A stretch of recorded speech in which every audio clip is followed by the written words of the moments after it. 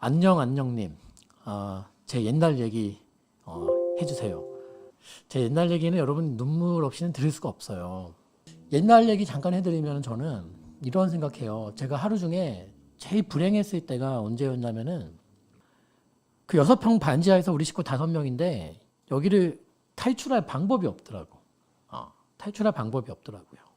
그래서 제일 행복했을 때는 집에서 나올 때. 두 번째, 제일 좀 슬펐을 때는 집에 들어갈 때. 뭐 이유는 뭐가 있어요? 일단은 그 낡은 대문을 열고 해방돼서 나올 때가 제일 행복했고, 그리고 제일 슬플 때는 집 앞에 서서 그 대문을 바라볼 때. 사춘기 때 약간 가난에 대한 트라우마가 생겼거든요. 그래서 여러분들 뭐 아시잖아요. 친구들끼리 이렇게 다 집을 한 바퀴 돌잖아요. 오늘은 이 친구네 집, 뭐 다음 주는 뭐 이 친구네 집. 그러니까 저는 우리 집 가야 될 때가 다가오면은 미리 나 무슨 핑계를 대서 우리 집에 초대를 하면 안 되니까. 그 당시는 제가 이제 10대고 뭐 그러니까 그런 거고요. 회피했어요. 현실을. 대신에 제가 이 인생 계획표를 이렇게 그려봤는데 내가 이제 뭐 20살이 되고 대학을 가고 또 군대를 가야 되고 뭐 여러 가지 것들을 해야 되는데 인생 계획표를 짜보니까 방법이 없더라고. 그 6평 반지하를 탈출할 방법이 전혀 없었어요. 전혀. 그래서 그 집에서 한 단계 도약했던 게 11평대는 이게 아파트라고 얘기하는 게 맞을 정도 싶을 정도, 아무튼 뭐 공부상 아파트니까 걸로 갔었는데요. 이렇게 거실에 제가 눕잖아요, 여러분. 딱 거실에 누우면 일단 오른손에 냉장고고 왼손에 화장실이에요. 또 오른 다리에 싱크대, 왼 다리에 제 방, 그리고 머리 위에 이제 그 코딱지만한 곳에 방이 또 있어. 이렇게 이제 했고 1층이었는데 겨울에 파카 입고 목도리하고 양말 신고 그리고 잤어요. 근데 그 당시에도 이제 제가 이제 재테크를 이제 시작하면서 돈을 막 모으면서 뭐 그때 당시에는 갭 투자란 말도 없어요. 그냥 전세 끼고 집 산다 그랬지 우리가 뭐 갭 투자 뭐 이런 단어조차도 없을 시점이에요. 그럼 집을 사고 전세 끼고 집을 사고, 당시에는 뭐 꿈 같은 얘기겠습니다만은 1,000만 원 안 들어가서 뭐 몇백만 원 가지고 전세 끼고 살 집이 많았거든요. 집을 사.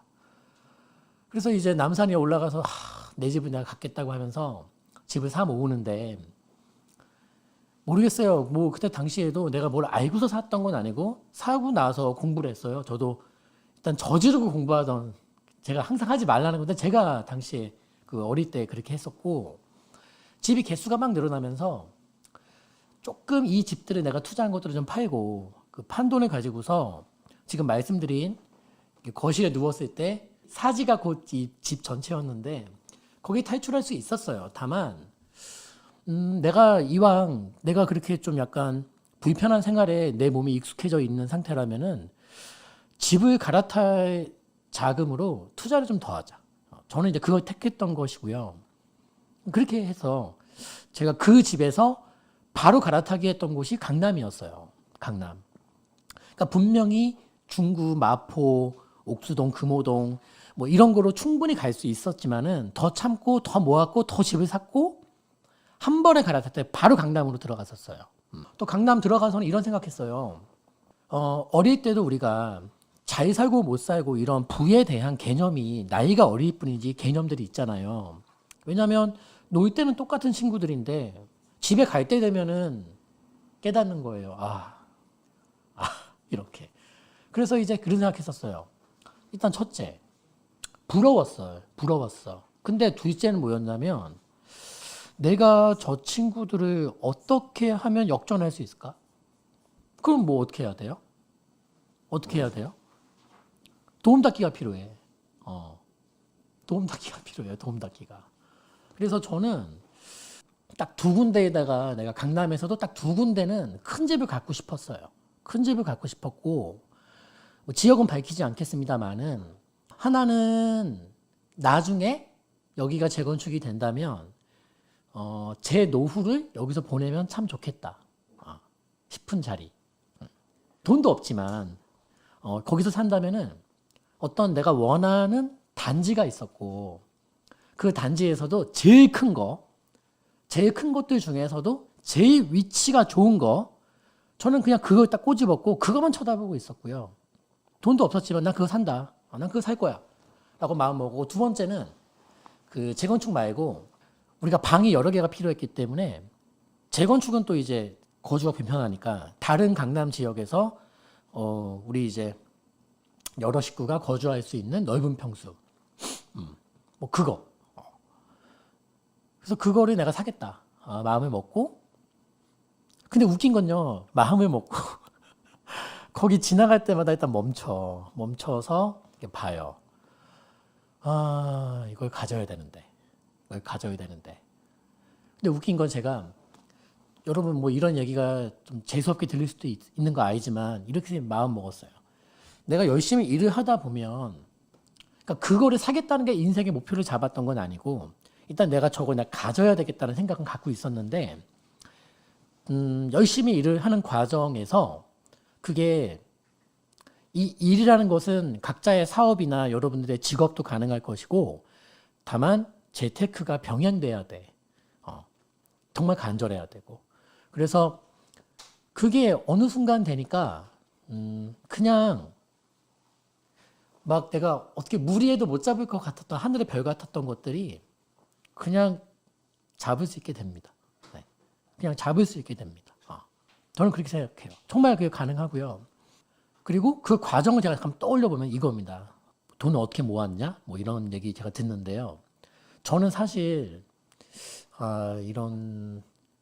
저는 평생 그래 초등학교 때 잠깐 있었던 것 같은데 저는 적금 같은 거는 잘 안 들어요. 그리고 제가 대출을 받을 때 금리 같은 거 저 잘 안 따져요. 그런 거 잘 안 따지고요. 그냥 한 가지 생각합니다. 한 가지 생각하는데 돈이 저도 언제부터인지 모르겠습니다만은 이게 만약에 여러분 돈이라면 이게 제 앞에 이렇게 머물러 있었던 적이 거의 없고요. 이게 계속 저를 지나쳐 가거든요. 이렇게. 왜냐하면 이게 돈이 쉬지 않고 일을 해줘야 되고 돈이 쉬지 않고 움직여줘야 되고 돈이 쉬지 않고 좋은 자리에서 자기 역할을 해줘야 되는데 정말 쉬지 않고 이게 저만 지나쳤지. 그리고 이게 지금 내 통장에 이렇게 얼마가 있구나. 이런 체감을 거의 저는 10년 넘게 못 해봤어요. 그냥 그냥 스쳐 지나가요. 여기 있던 거를 이쪽으로 옮기고 여기 있는 게 저쪽으로 가야 되고 제 뒤로 왔다가 또 앞으로 갔다 이렇게 움직이는 것 뿐이지 돈이 어디에 물처럼 고여있다? 썩죠. 그거였던 거고 고여있으면 안 돼요. 그래서 오죽하면 우리 작년 회사 우리 종무식 때 2021년도에 현금 들고 있지 마라. 집을 사면 제일 좋은데 안 된다면 심지어 제가 비트코인까지 얘기했다고 우리 강의 때 얘기하지 않았습니까? 현금만 들고 있지 마라. 이 돈이 좀 표현이 좀 죄송하지만은 정말 가치를 다 잃어버려요. 그 뭐 하자는 겁니까? 아무 의미가 없잖아요. 은행이 사실 제일 안전한 것 같지만은 은행이 제일 안 자라요. 이게 꽃이라면 이 식물이 잘 자라지 않는 여건이에요, 은행이. 근데 보통은 우리가 거기 써야지만 뭐가 이게 꽃이 잘 피고 자라는 것 같지만 절대 그렇지 않고 자산에 우리 현금이 실물 자산에 묻혀 있는 게 제일 좋은 거죠. 그리고 뭐 실물이 아닐지라도 뭐 주식이든 뭐든 간에 뭐 한국 주식 지금 비싸지 않잖아요. 그렇죠? 그러니까 어딘가에는 여러분들의 돈들이 움직여줘야 되고 흘러가야 되고 일을 해주고 있어야 된다라는 거예요. 근데 스스로 돈이 일을 못하게끔 막는 거예요. 일을 막아버리는 거 아닙니까? 돈들이 움직여주고 막 자기 혼자 내가 잠을 자든 밥을 먹든 놀든 뭐 하든 이 돈들이 계속적으로 이게 움직여줘야 되는데 말입니다. 지금 우리 구독자분들 중에서 사실 뭐 재산이 있는 분들은 잘 지키시면 되고 없는 분들은 자꾸 탄식하지 마시고 흑수저 모임에 동참하지 마시고 뭐 공공이다 뭐다 다 나눠주겠다는 그런 프레임에 갇혀 계시지 마시고 정말 5식구가 여러분들이 6평 반지하에서 모여 살던 게 아니시라면 할 수 있다 보는 거예요. 할 수 있다 보는 것이고 작년 초에 이런 일이 있었어요. 재미난 얘기인데 실화예요, 실화. 막 바쁜데 우리 직원이 저한테 와서 이렇게 물어보는 거예요. 이렇게 물어봤구나. 요거 좀 사도 되겠습니까? 라고 물어봐서 봐봐 해서 아파트 딱 보니까 갭이 한 전세랑 매매랑 경기도권인데 갭이 한 1,000 정도? 1,000 정도 나오는 거예요. 갭이. 매매가랑 전세가 차이가 한 1,000 정도 나오는 거예요. 그래서 이거 괜찮은데? 그래서 문제 없겠네요. 그래서 문제 없을 것 같아. 사도 될 것 같아. 근데 물어봤어요. 매물이 몇 개 나와 있어? 물어보니까 몇 개가 나와 있대요. 다 사지 그래? 그러니까 농담인 줄 알았나 봐. 그래서 약간 이제 지레 겁먹죠. 그래서 일단 이 친구가 이제 사도 되겠다는 이제 확신이 되니까 물어보는 거예요. 그럼 지금 내일 뭐 가서 내일 좀 잠깐 시간 빼서 물론 이제 회사 일보다 이걸 좀 앞세우니까 물어본 거죠. 내일 가서 좀 사도 되겠냐? 지금 가라 그랬어. 지금 가서 사라. 그리고 그 얘기할 때 옆에 이제 듣고 있던 우리 직원이 몇 분 있었어요. 그래서 너도 하나 사. 그랬더니만 그 친구가 뭐라고 물어봤냐면은 한 친구는 이렇게 물어봤어요. 혹시 떨어지면 책임져 주실 건가요? 딱 이렇게 물어봤어. 정확하게. 제 답변은 너는 하지 마. 내가 피곤해질 것 같으냐. 왜냐면 여러분 떨어지면 책임져 주겠다. 재테크 투자 시장에서 책임이라는 말은 사기 아닙니까? 투자랑 책임진다. 원금 보장과 투자. 말이 되는 얘기입니까? 모순이잖아요. 그래서 너는 하지 마. 했고 그 친구가 가서 실제로 가보니까 작년 초에 갭은 500이었고 이 친구가 1,500으로 세 채를 샀어. 그 당시 작년 초니까 임사 등록 다 하셨고 그래서 1,500으로 아파트 세 채 산 건데 만약에 제가 그 20대 때 제 나름대로 나는 전업 투자자야라고 얘기했을 때 그런 상황이었다면 제가 가서 저는 그냥 무달뼈로 다 쓸어버렸을 텐데 아무튼 그 친구가 약간 새가슴이었기 때문에 이제 세 채 정도 이제 산 건데요. 그래서 저는 사실 이게 여러분 불과 1년 2개월밖에 안 된 일이고 1,500으로 아파트를 경기도에 세 채 사고 왔어요. 실제로. 그리고 지금 갭이 얼마 돼 있냐면 한 7,000에서 한 6,000 사이 갭 돼 있어요. 그러면은 뭐 수익률이 사실 비트코인보다 높잖아. 네? 아닌가? 네. 갭 투자 자기 투자 원금 500. 그래서 뭐 부대 비용 한 300 들어갔죠. 그래 놓고 뭐 이제 갭이 한 7,000에서 6,500 사이니까 뭐 많이 올랐죠. 네, 회사에 입사하면 여러 가지 정보들이 있습니다. 근데 그 친구는요, 자기 스스로 그 단지를 찾아냈어. 밤새도록 검색하고 하더라고. 네. 정말 뭐 새벽 1시? 막 이때까지. 그다음에 이제 딱 추리더니만 저한테 묻더라고요. 이거 어떠냐고. 그래서 괜찮아. 괜찮아. 근데 저도 사고 싶은데 저는 이제 그런데 신경 쓸 겨를이 없기 때문에 그랬던 거고.